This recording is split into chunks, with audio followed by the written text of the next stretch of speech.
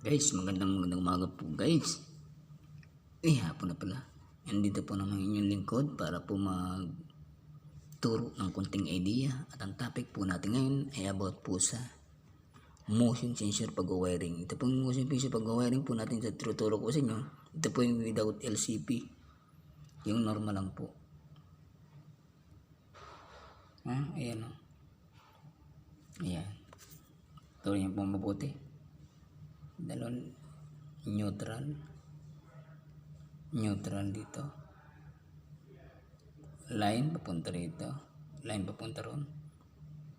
Ang gagamitin po dapat yung ilaw dito, maximum po is maximum 23 watts lang po ha, hindi pwedeng gamitin yung 40 watts. Yan po ang pangalan. Paggawa po yan ng 4 Magali from Italy.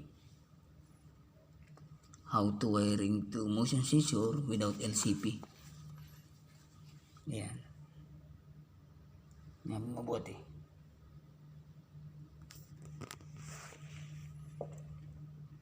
Okay guys, maraming salamat sana paano po may natutunan ng mabagawang mga electrician at sa mga technician po. How to wiring the motion sensor without LCP. Ano po? Ayan, tingnan mo mabuti ha. Yan, napakasimple lang po, di ba?